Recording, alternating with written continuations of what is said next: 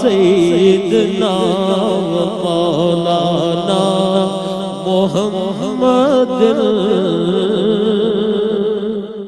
بسم اللہ الرحمن الرحیم۔ الحمدللہ رب العالمین والصلاة والسلام علی خاتم النبیین۔ ناظرین محترم، السلام علیکم ورحمۃ اللہ وبرکاتہ۔ پروگرام سیرت النبی صلی اللہ علیہ وآلہ وسلم کے ساتھ آپ کا میزبان ڈاکٹر محمود غزنوی حاضر خدمت ہے۔ ابھی یہی کوئی 15 دن پہلے آپ نے عید منائی ہے اور یقیناً اچھی عید ہوئی ہوگی آپ کی۔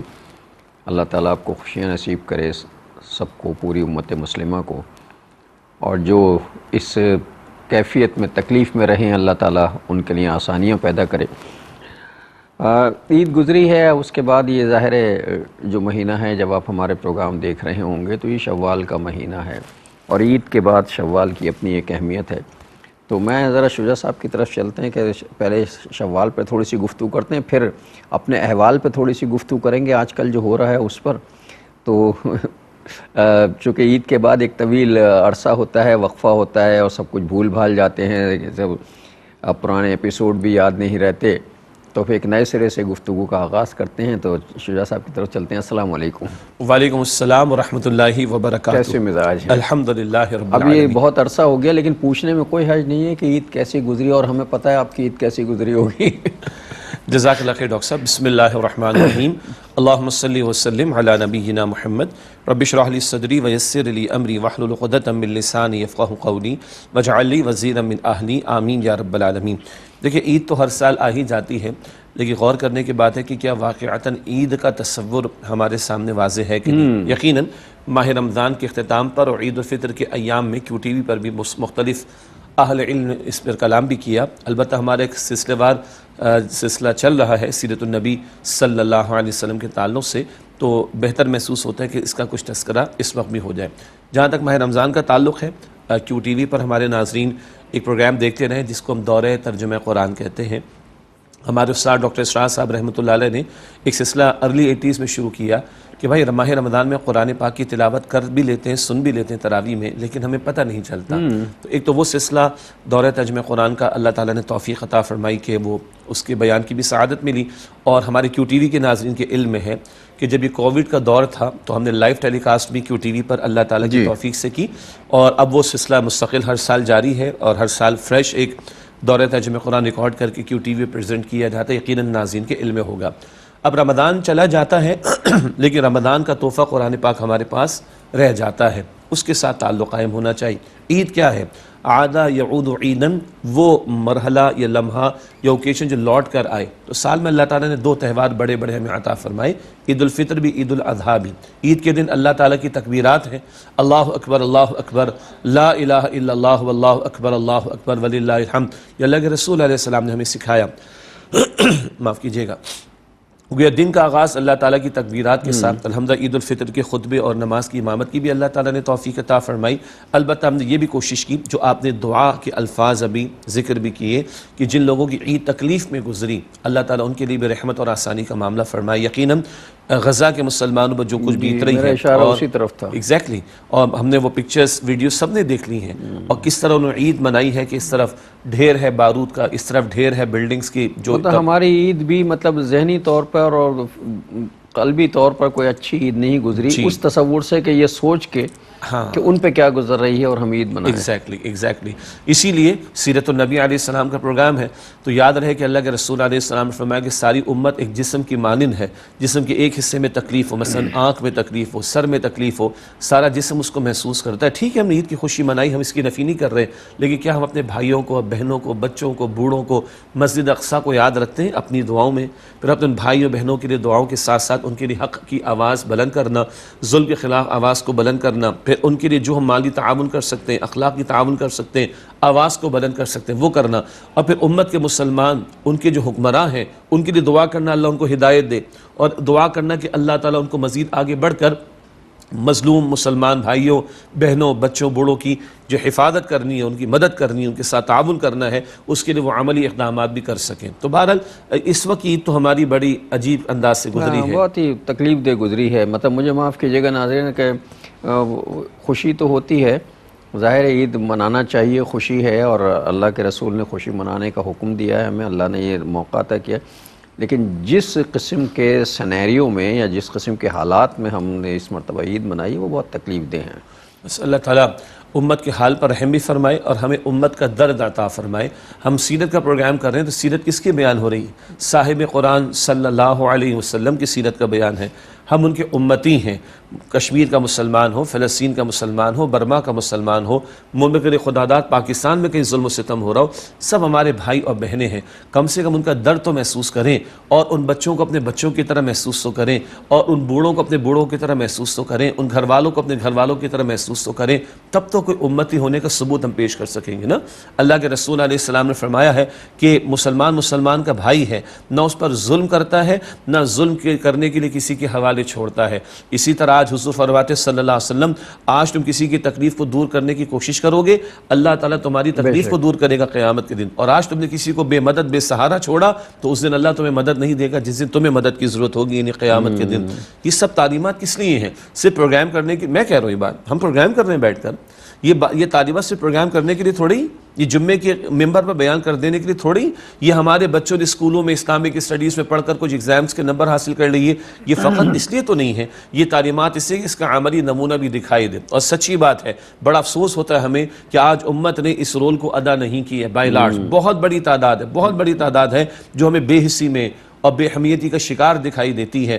ہمیں اللہ سے ہم دعا کریں گے اللہ سے، ہماری عید تو وہ عید ہوگی جب ان مظلوم بھائی اور بہنوں کی مدد واقعتاً ہو سکے گی، ہماری عید تو وہ عید ہوگی جب ظلم کا خاتمہ ہوگا، ہماری عید تو وہ عید ہوگی جب اللہ کی زمین پر اللہ کا دین غالب اور قائم ہوگا، جو کہ رسول اکرم علیہ السلام کا مشن تھا۔ اور سنت کا سب سے بڑا جو معاملہ ہے، پہلو ہے، وہ حضور کا وہ ایکٹیو پہلو ہے جس میں وہ اقامت دین کے لیے جدوجہد ہے ساری۔ جی، ہم نے کتنی مرتبہ اس آیت پر کلام کیا، کتنے پروگرامز اللہ کی توفیق سے ہم نے پیش کیے کہ حضور علیہ السلام نے داڑھی رکھنا بھی بتایا، ٹوپی پہننا، سر کو ڈھانپنا بھی بتایا، خوشبو لگانا بھی بتایا، مسواک کرنا بھی بتایا، اور دن رات کے آداب معمولات بھی بتائے، مگر حضور علیہ السلام دعوت کے میدان میں بھی نظر آتے ہیں نا، غلبہ دین کی جد و جہد کرتے ہوئے دکھائی دیتے ہیں، بدر میں، احد میں، احزاب میں دکھائی دیتے ہیں، باطل کو سرنگو کرنے کے لیے، باطل کا قلع قمع کرنے کے لیے جد و جہد ایکٹیولی کرتے ہوئے دکھائی دیتے ہیں۔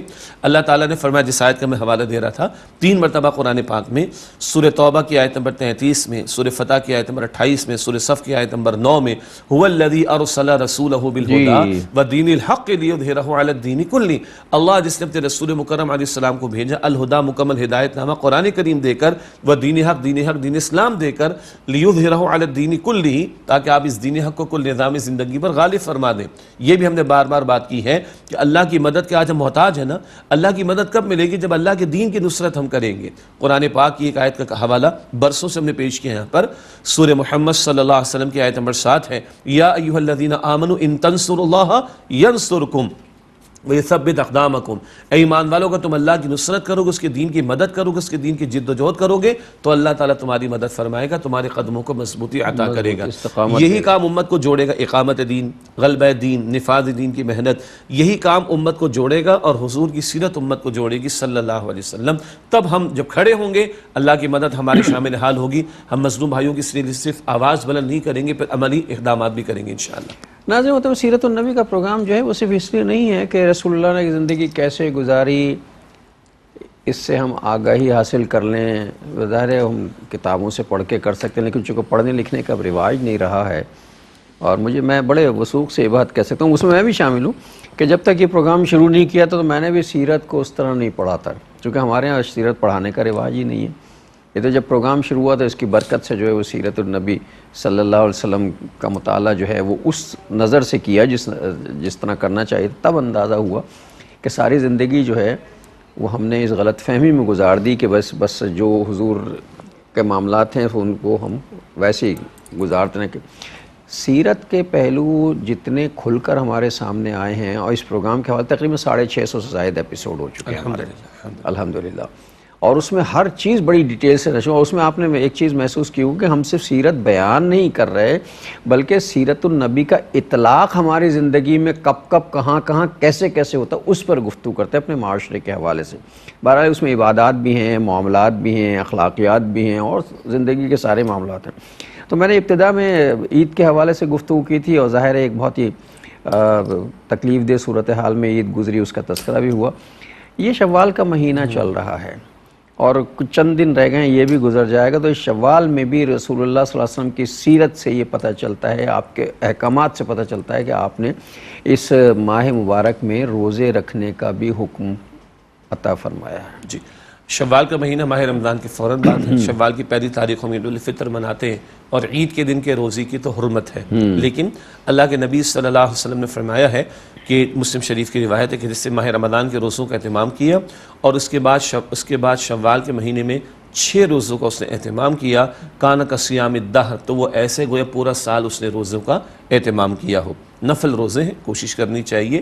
البتہ کسی کے بیماری کی وجہ سے یا سفر کی وجہ سے یا خواتین کے مخصوص معاملات کی وجہ سے روزے رہ گئے ہیں ماہ رمضان کے، تو انہیں تو پہلے قضا کرنی ہوگی. ادروائز جن کے رمضان کے روزے مکمل ہو چکے، کوشش کریں کہ نفل روزوں کا اہتمام ہو.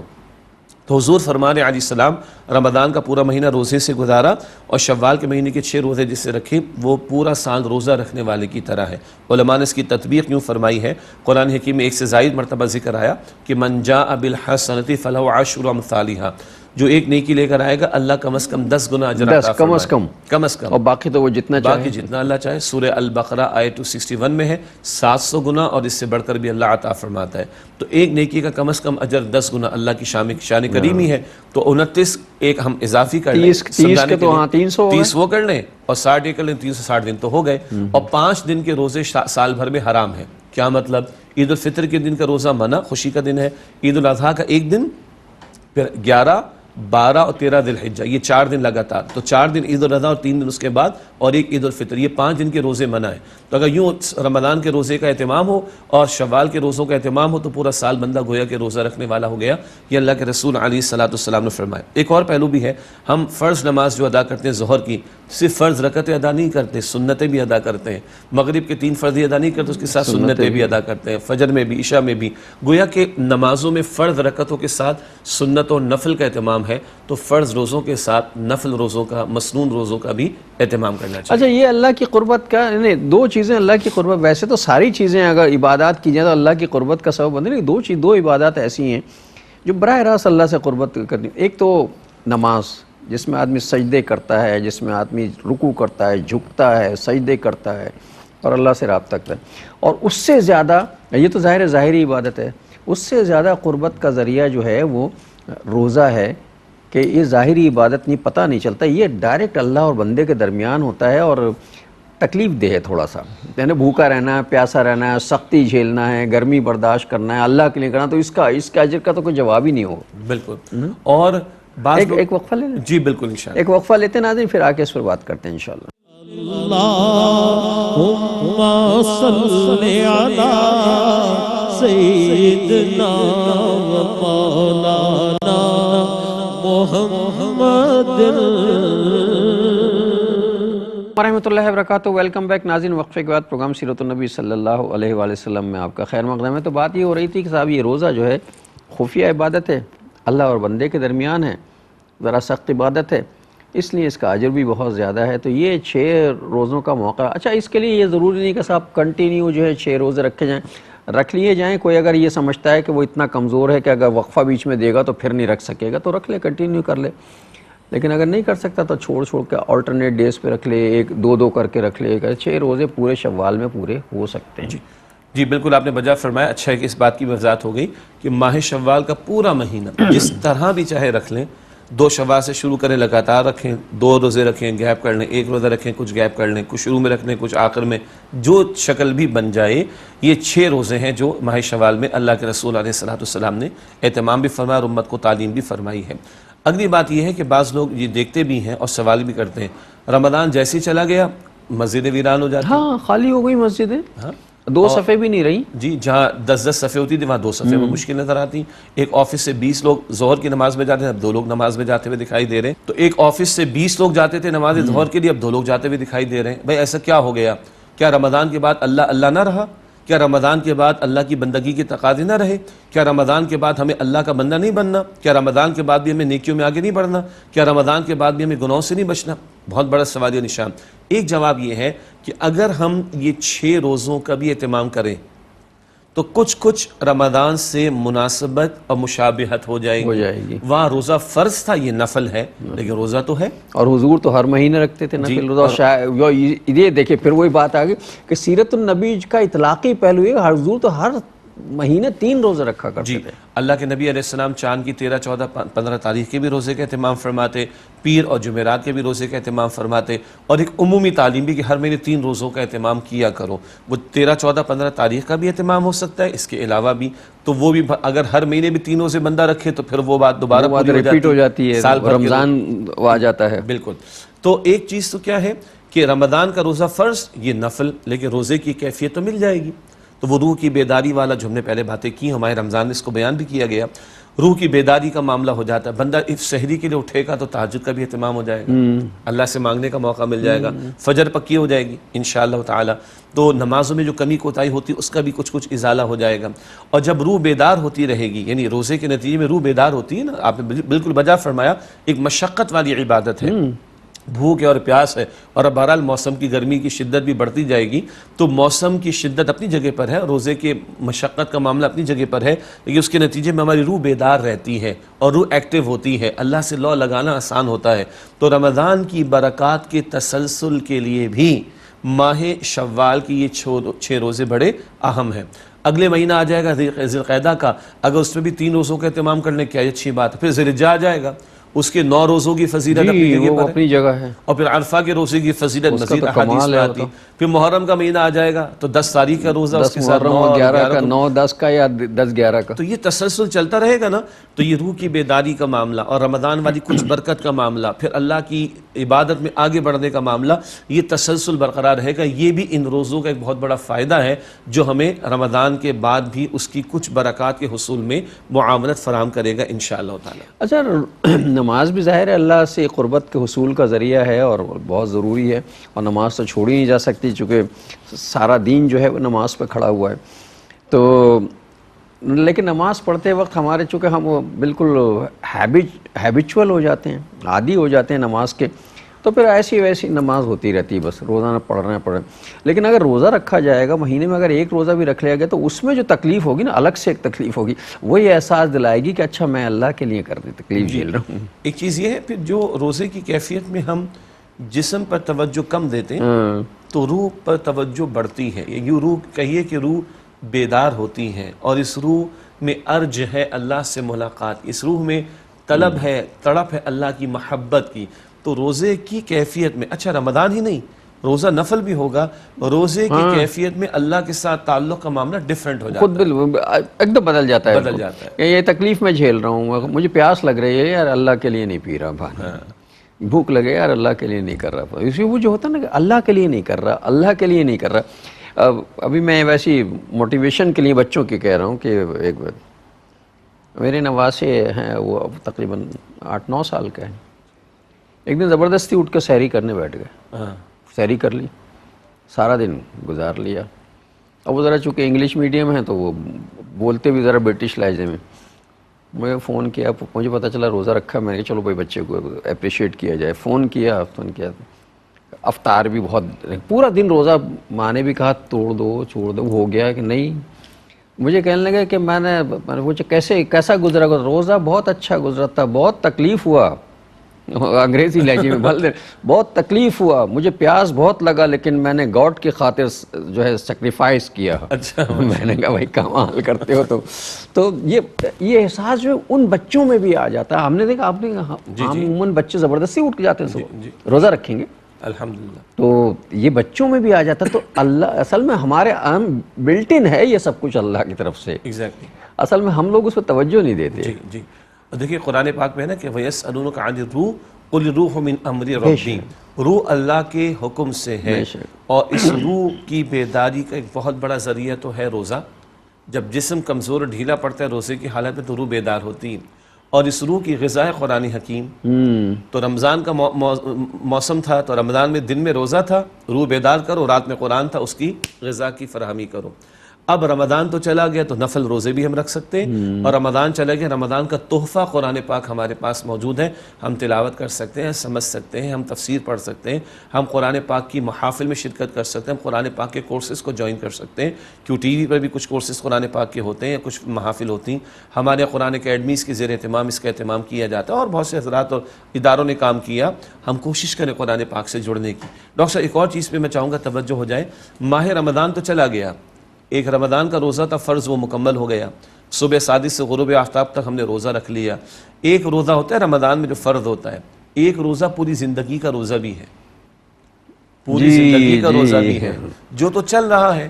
جب ایک شخص یعنی ایک بچہ یا بچی شرعی طور پر بالغ ہو جاتے ہیں، دینی اعتبار سے بالغ ہو جاتے ہیں، جب کہیں نماز ان پر فرض ہو جاتی ہے تو یہ زندگی بھر کا روزہ شعور پاتے ہی شروع ہو جاتا ہے، اور یہ مرتے دم تک رہے گا۔ قرآن پاک میں ذکر ہے سورہ آل عمران آیت نمبر 102، یا ایھا الذین آمنوا اتقوا اللہ حق تقاتہ ولا تموتن الا وانتم مسلمون، اے ایمان والو اللہ کا تقوی اختیار کرو، اس سے ڈرو جیسے کہ اس کے ڈر کا حق ہے، یعنی گناہوں سے بچو، اللہ کو جواب دینا ہے، اس بات کا حق ادا کرو۔ ولا تموتن الا وانتم مسلمون، اور تم مرتے دم تک مسلم یعنی اللہ کے فرما بردار رہنا۔ روزہ ہم نے رکھا رمضان کا، ہم نے حلال چیزیں چھوڑ دی، کھانا پینا زوجین کا تعلق چھوڑ دیا، اب پوری زندگی کا روزہ کیا ہے؟ وہ ہے حرام کو چھوڑنا، وہ ہے گناہوں کو چھوڑنا۔ اللہ کی خاطر تم حلال چھوڑ چکے ہو تو اب اللہ کی رضا کی خاطر حرام کو چھوڑو، یہ ہے وَلَا تَمُوتُنَّ إِلَّا وَأَنْتُمْ مُسْلِمُونَ، سورہ آل عمران آیت نمبر 102۔ مرتے دم تک اللہ کے مسلم یعنی فرما بردار رہنا، یہ روزہ تو چل رہا ہے، اور یہ روزہ مکمل ہوگا موت کے وقت، اور اس کا تقاضا کیا ہے؟ حرام کو، گناہ کو، نافرمانیوں کو چھوڑ دو، ورنہ رسول اکرم علیہ السلام نے رمضان کے روزوں کے بارے میں فرمایا، روزوں کے بارے میں فرمایا کہ جس سے روزہ رکھ کر بھی جھوٹ بولنا اور جھوٹی بات پر عمل کرنا ترک نہ کیا، اللہ تعالیٰ کو اس کے بھوکے اور پیاسے رہنے کی کوئی حاجت نہیں۔ ارے تم نے حلال کو چھوڑ دیا، حرام نہیں چھوڑ رہے؟ یہ ہے ہمارے استاد ڈاکٹر اسرار صاحب کہتے تھے رحمۃ اللہ علیہ، تقویٰ پیدا ہوا کہ نہیں؟ قرآن پاک کہتا ہے نا روزے کا حاصل کیا ہے؟ لعلکم تتقون، البقرہ آیت 183، تاکہ تم میں تقویٰ پیدا ہو، خوف خدا پیدا ہو، گناہوں سے بچنے والے بنو۔ اب روزہ رکھا، تقویٰ پیدا ہوا کہ نہیں؟ کسی کے ماتھے پہ تو نہیں لکھا ہوگا، کسی گلے میں میڈل تو نہیں ہوگا، کیسے پتہ چلے گا؟ اس کا لٹمس ٹیسٹ کیا ہے؟ لٹمس ٹیسٹ یہ ہے کہ تم گناہوں سے بچ رہے ہو کہ نہیں، حرام کو چھوڑ رہے ہو کہ نہیں، گناہوں کو چھوڑ رہے ہو کہ نہیں، نافرمانی کو چھوڑ رہے ہو کہ نہیں۔ یہ زندگی بھر کا روزہ، اور اگر یہ روزہ ہم نے رکھ لیا جو میرے اور آپ کے شعور پانے سے شروع ہوا، شرعی طور پر بالغ ہونا، اور مرتے دم تک رہے گا، اگر یہ روزہ رکھ لیا تو آج ہم نے روزوں میں افطار کی، روزہ رکھ کر افطار کی، پانی سے، کھجور سے، شربت سے، کل افطار ہوگی جامع کوثر سے انشاءاللہ تعالی، اللہ ہم سب کو عطا فرمائے۔ آج ہم نے 29 دن کے بعد عید منا لی، اگر یہ پوری زندگی کا روزہ رکھ لیا انشاءاللہ پوری زندگی کی تو پھر پوری زندگی کی عید ہوگی، اور اللہ کا دیدار ہوگا، اور ہمیشہ کی جنت عطا ہوگی۔ اب یہ پوری زندگی کا روزہ چل رہا ہے جو مستقل ہم نے رکھنا ہے۔ یہ تو خیر روزوں کے حوالے سے بڑی اہم بات تھی، اور دیکھیں ابھی یہ شجاع صاحب نے کہا تھا کہ صاحب روح کی اپنی ایک غذا ہے، روزہ ظاہر ہے اس میں عبادت کا ایک حصہ ہے۔ اچھا اگر جب نفس سرکشی پر اتر آئے، مطلب کس کا نفس سرکش نہیں ہے؟ میرا نہیں ہے کیا؟ بہت زیادہ ہے، سب کا نفس سرکش ہے، اور کسی وقت بھی موقع ہاتھ سے نہیں جانے دیتا، جب موقع ملتا ہے کہیں نہ کوئی حرکت کر بیٹھتا ہے۔ تو جب نفس بہت زیادہ سرکشی کرنے لگے تو اس کو نیچا دکھانے کا اور اسے کمزور کرنے کا صرف ایک ہی طریقہ رہتا ہے، اور وہ یہ کہ آدمی روزے رکھنا شروع کر دے۔ مطلب روزے سے جو نقاہت پیدا ہو جاتی ہے وہ سرکشی دور کر دیتی ہے۔ ہم یوں اس کو ایک اور انداز سے سمجھتے ہیں، سورہ یوسف میں آیت 53 ہے، 13ویں پارے کے آغاز میں یوسف علیہ السلام کا قول ہے، وَمَا أُبَرِّئُ نَفْسِي إِنَّ النَّفْسَ لَأَمَّارَةٌ بِالسُّوءِ إِلَّا مَا رَحِمَ رَبِّي، میں اپنے نفس کو بری قرار نہیں دیتا، یعنی نفس تو ان النفس لأمارۃ بالسوء، سوء کہتے ہیں برائی کو، نفس تو برائی کی بڑی شدید دعوت دیتا ہے، الا ما رحم ربی، مگر یہ کہ میرا رب اللہ جس پر رحم فرما دے۔ اچھا اسی طرح قرآن پاک یہاں تک کہتا ہے سورہ فرقان کی آیت نمبر 43 میں، سورہ فرقان آیت 43 میں اللہ تعالیٰ نے ارشاد فرمایا کہ ارأیت من اتخذ الہہ ہواہ، کیا آپ نے اس شخص کو دیکھا جس نے اپنی خواہش نفس کو اپنا الہ یعنی معبود بنا لیا؟ ہم کہتے ہیں لا الہ الا اللہ، اللہ کے سوا کوئی الہ کوئی معبود نہیں، قرآن پاک بتا رہا ہے کہ آپ نے اس شخص کو دیکھا جس نے اپنی خواہش نفس کو اپنا الہ بنا لیا، تو نفس جو ہے وہ بے لگام گھوڑا بن جاتا ہے اور اپنی منوانا چاہتا ہے۔ تو ہم نے نفس کی نہیں ماننی، رب کی ماننی ہے۔ من چاہی بات نہیں ماننی، رب چاہی بات کو ماننا ہے۔ نفس اگر ایسا تقاضا کرتا ہے، ایسی اکساہٹ لاتا ہے کہ جس سے اللہ کا حکم ٹوٹے، رسول اللہ علیہ السلام کا حکم ٹوٹے، تو یہاں نفس کی نہیں مانی جائے گی، رب کی مانی جائے گی۔ اور جنت کس کے لیے ہے؟ سورہ نازعات کے آخر میں آتا ہے، بالکل آخر میں، وَأَمَّا مَنْ خَافَ مَقَامَ رَبِّهِ وَنَهَى النَّفْسَ عَنِ الْهَوَىٰ فَإِنَّ الْجَنَّةَ هِيَ الْمَأْوَىٰ، جو اپنے رب اللہ کے سامنے کھڑا ہونے سے ڈرتا رہا اور جس نے اپنے نفس کی خواہش کی پیروی سے اپنے آپ کو روکا، فَإِنَّ الْجَنَّةَ هِيَ الْمَأْوَىٰ، تو جنت اس کا ٹھکانہ ہے۔ روزے میں کیا تھا؟ بھوک لگ رہی ہے، دل کر رہا ہے کہ میں کھا لوں، لیکن نہیں کھاتے، اللہ کا حکم ہے کہ مت کھاؤ۔ دل کر رہا ہے کہ پانی پی لوں، لیکن نہیں پیتے، اللہ کا حکم ہے کہ مت پیو۔ کلی کر رہے ہیں وضو کرنے کے لیے، پانی نہیں اتارتے کیونکہ اللہ دیکھ رہا ہے اور نفس کہہ رہا ہے کہ پی لو، ہم کہتے ہیں نہیں اتار سکتا میں، اللہ کی مانی نا، تو اب اللہ ہی کی ماننی پوری زندگی، اور نفس کے مقابلے میں رب کی مانیں گے تو جنت کی ہمیشہ کی عید ہمیں میسر آئے گی انشاءاللہ تعالی۔ اچھا، یہ جو ہم بار بار تذکرہ کریں، شجاع صاحب کے گفتگو میں بات ہو رہی کہ جنت ہمیں ملے گی، جنت ہمیں ملے گی، جنت ایک انعام ہے، جنت ایک ریوارڈ ہے جو اللہ کی طرف سے بندے کو ملنا ہے۔ اور یہ بھی بڑی تلخ حقیقت ہے کہ مجھ سمیت ہم میں سے نہ جانے کتنے لوگ ایسے ہیں، بلکہ بیشتر لوگ ایسے ہیں جو جنت کو اس طرح طلب نہیں کرتے جیسے طلب کرنا، مانگتے نہیں ہم جنت، شاذ و نادر جنت کا کبھی سوال کرتے ہیں اللہ سے۔ یہ بہت اہم بات ہے، حالانکہ دن رات ہمیں جنت کا سوال کرنا، مستحق ہم ہوں یا نہ ہوں، مانگنا تو چاہیے نا۔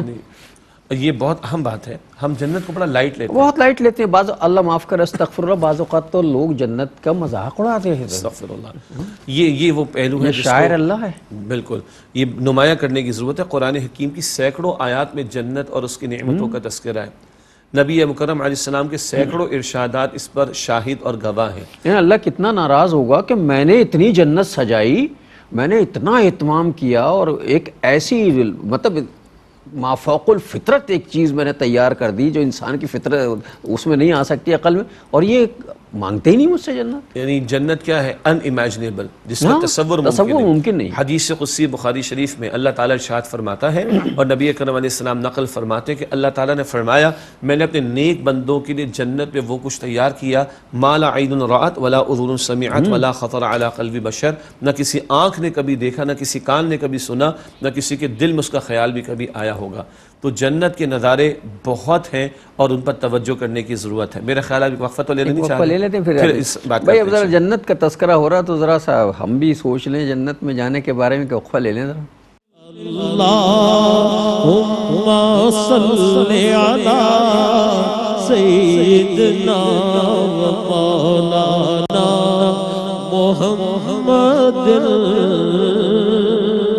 السلام علیکم ورحمۃ اللہ وبرکاتہ، ویلکم بیک ناظرین۔ وقفے کے بعد پروگرام سیرت النبی صلی اللہ علیہ وسلم میں آپ کا خیر مقدم ہے۔ بات ہو رہی تھی جنت کی، مطلب جنت کا تذکرہ ہوتا ہے تو کبھی بہت خوشی سی ہوتی ہے، ایسا لگتا ہے جیسے ہم ہی جائیں گے، اللہ ہمیں لے جائے، اعمال تو جانے والے ہیں نہیں۔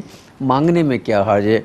چونکہ ہمیں مانگنا نہیں آتا، دینے والے کو دینا تو خوب آتا ہے، وہ دے گا۔ اب ہم اپنی اوقات کے مطابق مانگ رہے ہیں، وہ اپنی شان کے مطابق عطا کرے گا، تو مانگنے میں کیا حرج ہے؟ جزاک اللہ خیر ڈاکٹر صاحب، اللہ ہم سب کو جنت الفردوس عطا فرمائے۔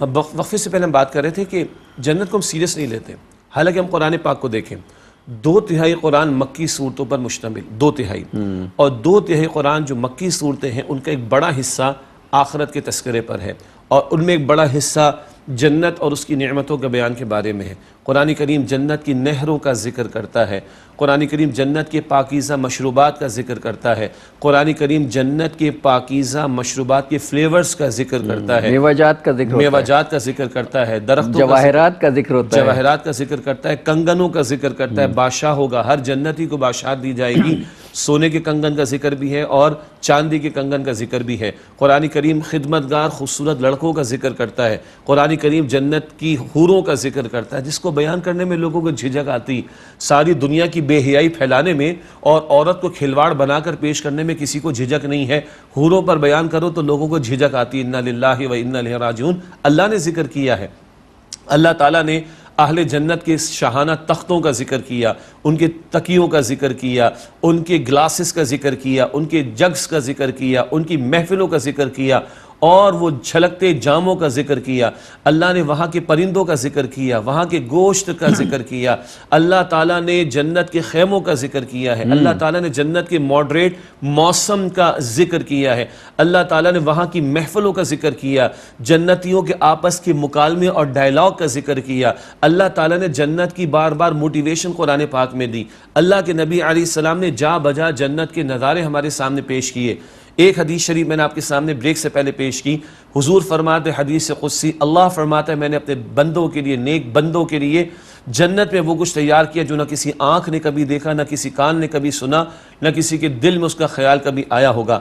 حضور فرماتے صلی اللہ علیہ وسلم کہ اے میرے صحابہ، آج بھی اللہ جنت میں بچھڑوں کو چرا کر تیار کر رہا ہے۔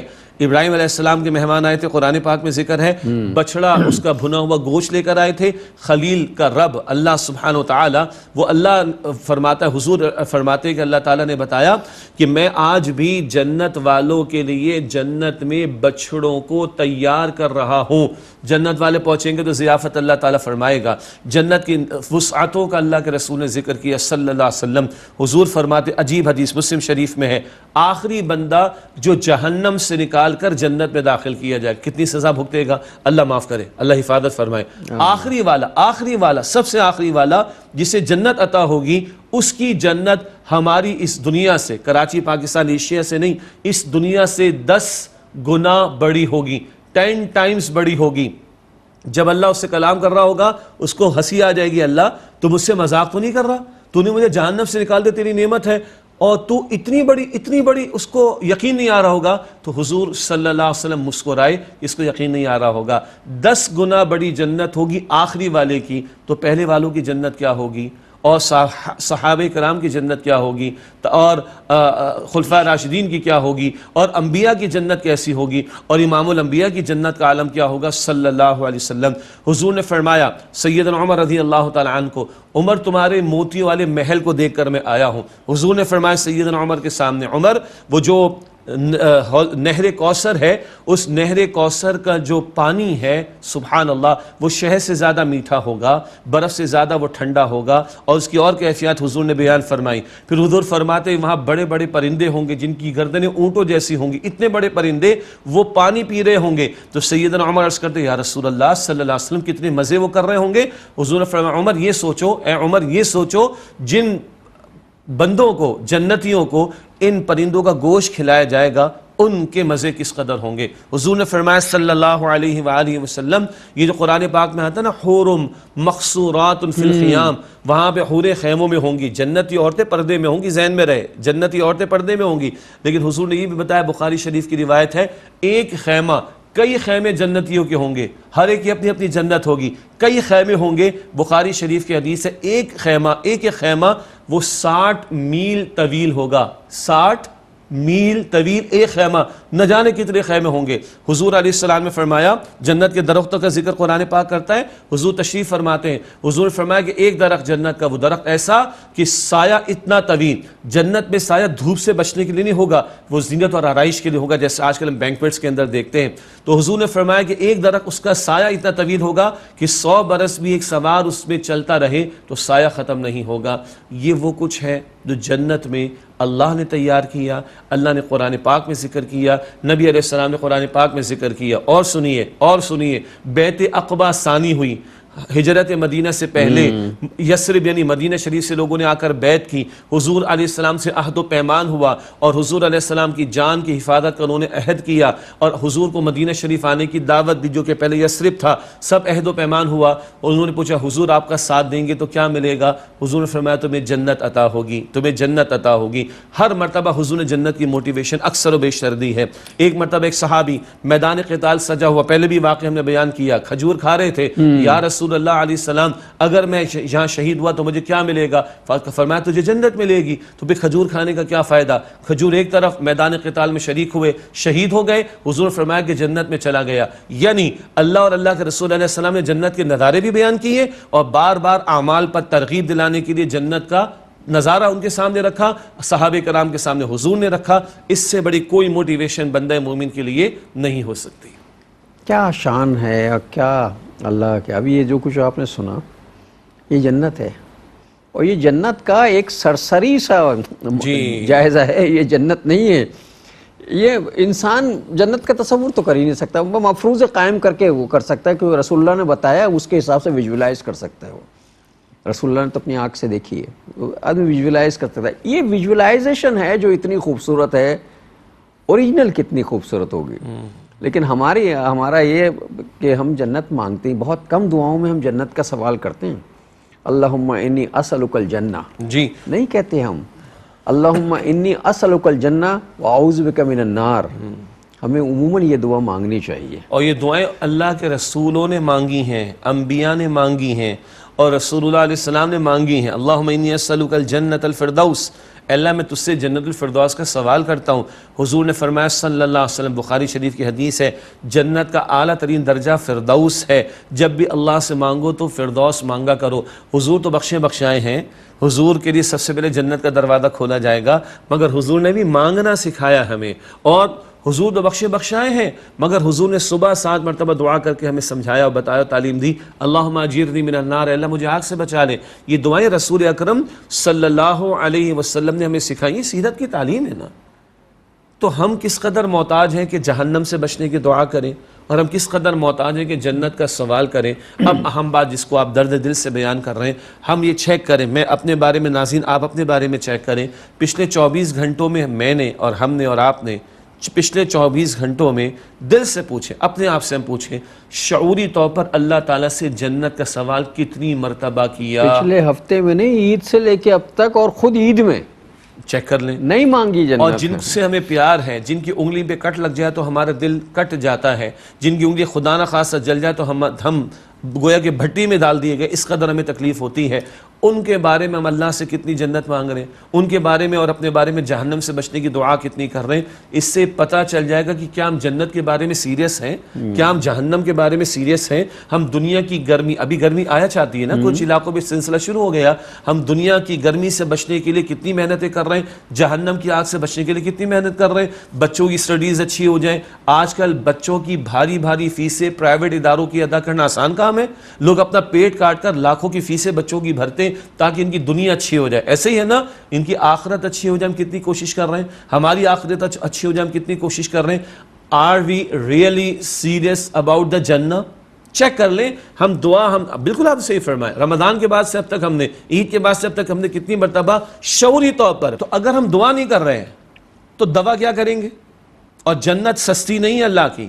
اللہ کے نبی صلی اللہ علیہ وسلم نے ارشاد فرمایا کہ جنت کو مشقتوں سے گھیرا گیا ہے اور جہنم کو لذتوں سے گھیرا گیا ہے. عیاشیوں میں پڑے رہو، حرام خوریاں کرتے رہو، فحش و ریانی کے کام کرتے رہو، اللہ کے احکامات کو توڑتے رہو، عیاشیاں کرو، پاؤ جہنم. اللہ ہمیں معاف رکھے. جہنم کو لذتوں سے گھیرا گیا اور جنت کو مشقتوں سے گھیرا گیا. جان بھی لگانی ہے، مال بھی لگانا ہے، حرام سے، گناہوں سے بھی اپنے آپ کو بچانا ہے، اللہ کے دین پر عمل بھی کرنا ہے، اللہ کے دین کی دعوت کی بھی جد و جہد کرنی ہے، اور اللہ کے دین کے نفاذ کی بھی جد و جہد کرنی ہے. یہ پیغام ہے سیرت النبی کا صلی اللہ علیہ وسلم. حضور نے راتوں کو قیام بھی کیا، تہجد میں حضور بدر میں بھی کھڑے ہوئے. اور شوال کے مہینے پر آپ بات کر رہے تھے نا، تو غزوہ شوال صرف، ہاں شوال جو ہے وہ صرف عید کے بعد انجوائے کرنے یا ریسٹ کرنے کا مسوق نہیں ہے. جی شوال میں تو رسول اللہ صلی اللہ علیہ وسلم جو کمر کس کے نکلے ہیں. جی غزوہ احد کب سجا ہے؟ شوال کے مہینے میں 3 ہجری. غزوہ احزاب خندق کھودی گئی کب سجا ہے؟ 5 ہجری شوال کے مہینے میں. اور بھی اسی طرح کے معرکے ہیں، یہ 2 معروف ہیں، سب کو معلوم ہے. تو رمضان میں تیاریاں ہوئی ہوں گی نا. خندق پتہ ہے کب کھودی گئی ڈاکٹر صاحب؟ رمضان میں کھودی روزے گئی. کی حالت میں. جی اللہ اکبر. غزوہ احزاب، بیٹل آف ٹرنچز، غزوہ خندق جسے ہم کہتے ہیں، خندق رمضان میں کھودی ہیں. اور شوال میں اگر احد کا میدان سجا تو تیاریاں تو رمضان میں ہوئی ہوں گی. 1 برس سے تو کفار تیاریاں کر رہے تھے، تو حضور نے بھی تیاریاں رمضان میں کی ہوں گی. گویا نبی علیہ السلام کا رمضان بھی بڑا ایکٹیو مہینہ، بڑا متحرک مہینہ، اسٹرگل والا، محنت والا، جد و جہد والا مہینہ. اور حضور علیہ السلام کے دور میں شوال، وہاں روزے بھی ہیں، شوال کے مہینے میں غزوہ احد بھی ہے، شوال کے مہینے میں غزوہ احزاب بھی ہے. یہ ایکٹیو رول ہے سیرت النبی میں صلی اللہ علیہ وسلم. تو آج ہم سیرت کا مطالعہ کر رہے ہیں، ریلیٹ کریں نا. آج تو حالت یہ ہو گئی کہ مسجدیں ویران ہو گئی، قرآن پاک بند ہو گیا. یہ کیا کر رہی ہے امت؟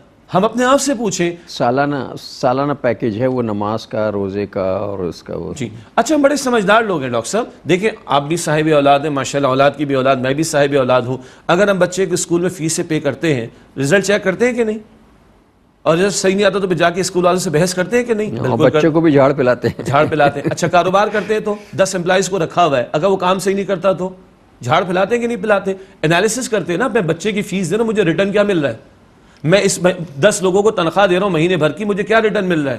تو میں محنت کرتا ہوں، میں ریٹرن چاہتا ہوں. انگلش میں کہتے ہیں ROI، ریٹرن آن انویسٹمنٹ. کاروباری لوگ بھی ہمارے پروگرامز کو دیکھتے ہیں. ROI چیک کرتے ہیں نا. پورا مہینہ ہم نے لگایا، رمضان کا مہینہ لگایا، اسٹرگل ہم نے کی، جد و جہد ہم نے کی، مشقت ہم نے جھیلی، آرام ہم نے کم کیا، اپنی قربانی ہم نے پیش کی. What is the end result after the month of Ramadan? آج چیک کریں کہ ROI کیا نکلی. ماہ رمضان گزارنے کے بعد میں نے کیا کھویا کیا پایا، بھئی چیک کر لیں. اللہ مجھے بھی توفیق دے، اللہ ہمارے ناظرین کو بھی توفیق عطا فرمائے، پہلے میرے لیے بعد میں ناظرین کے لیے. تو ہم ROI ریٹرن آن انویسٹمنٹ اپنے ماہ رمضان کا چیک کر لیں. بھئی یہ ROI جو ہے بہت اہم ہو گیا ہے، اور چونکہ پروگرام کا وقت ختم ہو رہا ہے تو میں وقفہ کیا لینا، وقفے کا تو ٹائم ہی نہیں، وقفے تو ختم ہو گئے سارے ٹائم کو، ایسے ہی کسی دن وقفہ ختم ہو جائے گا. جی تو آج کے پروگرام کا وقت ختم ہو رہا ہے، اجازت لیتے ہیں اگلے پروگرام تک کے لیے. اگلے پروگرام کا آغاز انشاءاللہ یہیں سے کریں گے. تو میں شجاع صاحب سے درخواست کروں گا کہ آج کی حدیث جو ہے ہدیہ کر دیں. نبی اکرم صلی اللہ علیہ وآلہ وسلم نے ارشاد فرمایا کہ اوصیکم ونفسی بتقوی اللہ عز وجل. حضور فرماتے ہیں کہ میں تمہیں بھی اور اپنے آپ کو بھی اللہ عز وجل کا تقوی اختیار کرنے کی وصیت کرتا ہوں. میں نے آخری جو بات کہی وہ اسی حدیث کے مطابق تھی. میرے لیے بھی تقوی ضروری، ہم سب کے لیے تقوی ضروری. تقوی ہے خوف خدا کا نام اور گناہوں سے اپنے آپ کو بچانے کا نام، اور یہ پوری زندگی کا روزہ. اللہ ہمیں عمل کی توفیق عطا فرمائے. اللہ تعالی ہم سب کو عمل کی توفیق عطا فرمائے. سب سے پہلے ہمیں اور اس کے بعد ہم سب کو. اگلے پروگرام تک کے لیے جناب شجاع الدین شیخ اور اپنے میزبان ڈاکٹر محمود غزنوی کو اجازت دیجیے. اللہ نگہبان. والسلام علیکم ورحمۃ اللہ وبرکاتہ. اللہم صلی علی سیدنا و مولانا محمد.